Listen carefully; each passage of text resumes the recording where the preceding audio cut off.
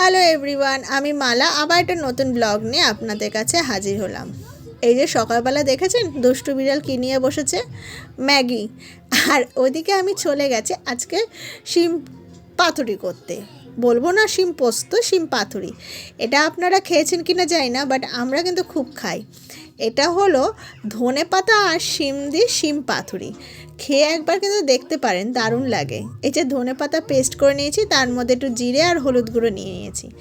আর paste করার সময় একটু কাঁচা লঙ্কাও দিয়ে নিয়েছি, সেটা আপনাদের ঝাল বুঝে নেবেন। তারপরে এই যে ঢেকে দিলাম শিমটাকে একটুখানি নেড়ে চেড়ে। এবার দেখা যাক শিমটা নরম হয়েছে কি না। ঢাকনাটা খুলে দেখি হ্যাঁ, শিমটা এবার নরম হয়ে এসছে। এবার একটু নেড়ে চেড়ে যে ধনেপাতা বাটাটা ছিল আর তার সাথে ছিল হলুদ গুঁড়ো আর একটুখানি জিরার গুঁড়ো, সেটা দিয়ে দিলাম। আর এই বাটি ধোয়া একটু জল দিয়ে আঁচটা বাড়িয়ে নুন মিষ্টি দিয়ে ভালো করে নাড়তে থাকবেন ততক্ষণ যতক্ষণ না ধনেপাতাটা কষে আসে। ব্যাস হয়ে এসছে আমাদের শিম পাতুরি। শীতকালে কিন্তু আমরা এটা বেশি খেয়ে থাকি, কেননা শিম আর ধনেপাতা কম্বিনেশনটা শীতেই ভালো লাগে। আর এই যে কত মাসে নিয়ে এসছে কতগুলো মাছ, মৃগেল মাছ নিয়ে এসছে। আর এটাতে কি আছে দেখি তো। ও বাবা, এটাতে তো মাটন আছে। তাহলে আজকে রাত্রিবেলা কিন্তু মনে হয় মাটনই করতে হবে। এই যে মাটন। আরেকটা প্লাস্টিকে দেখি কি আছে। এটাতে আছে কুচো চিংড়ি। এই কুচো চিংড়ি কিন্তু আমরা বড়া খেতে বেশি ভালোবাসি। আপনারা কি করে খান অবশ্যই জানাবেন। আর এই দেখুন কতগুলো গাংমোড়লা। গাংমোড়লা আমরা ভাজাও খাই, আবার গা মাখো মাখো করে চচ্চড়ি খাই, যেটা কিনা শীতকালে বেশ ভালো লাগে খেতে। আর আরেকজন দেখুন ক্যাডবেরি বাটোয়ারা করছে।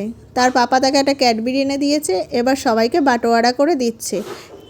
ভাগে কিন্তু তার বেশি, আমাদের কম। আর আবার পরে চলে এসছে মায়ের জন্য গিলামেটে, আর চিকেনটা এসছে আমার মেয়ের জন্য। কেননা মা মাটন খায় না আর চিকেনও খায় না, একটু গিলামেটে খেতে পছন্দ করে। আর এদিকে আমি রান্না করছি ফুলকপির বড়া, বেগুন ভাজা।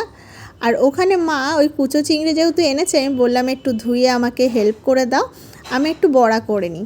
মা তাই আমাকে করছে। আর মা এই ব্যাটারটা আমাকে বানিয়ে দিচ্ছে, কেননা আমি এটা ঠিক আন্দাজটা নিতে পারি না। এই যে বড়া ভাজা হচ্ছে, আর মাছের ঝোল আগেই হয়ে গেছে। আজকে কিন্তু জমে যাবে শীতের দুপুরে খাওয়া। আর এই দেখুন তারপরে বসে গেলাম সব মাছ কাটতে, কেননা মাছগুলো কেটে না রাখলে নষ্ট হয়ে যাবে। আর এই গিলেমেটেগুলো পরিষ্কার করে আনিনি, এইগুলো সব এখন পরিষ্কার করতে হবে, তাহলেই তো রাত্রে রান্না হবে। দুপুরে আজকে আইটেম এই যে শিম পাতুরি, গরম ভাত, কাঁচা লঙ্কা, বেগুন ভাজা, মাছের ঝোল, আলু সেদ্ধ, চিংড়ির বড়া আর ফুলকপির বড়া। আর মা এই যে ঘি পেতেছে বাড়িতে, এই ঘি দিয়ে গরম গরম ভাজা খেতে কিন্তু দারুণ লাগে বলুন। সন্ধ্যাবেলা বেরিয়েছিলাম একটু মাসকাবাড়ি জিনিস আনতে। আরেকজনের ডান্স দেখুন, দেখেছেন? কেননা পাড়ার একটা বিয়ে বাড়ি হচ্ছিল, তার গান এত জোরে ছেড়েছে তার নাচ শুরু হয়ে গেছে। আর আমরা চলে গেছিলাম পটল মামার দোকানে মাসকাবাড়ি সব জিনিস আনতে।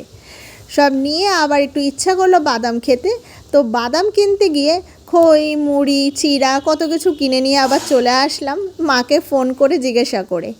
আর এখানে রাকেশ আঙ্কেলের কাছ থেকে নিয়ে নিয়েছিলাম আলু, পেঁয়াজ, সবজি। আর বাড়িতে এসে লেগে পড়েছিলাম রান্নাতে।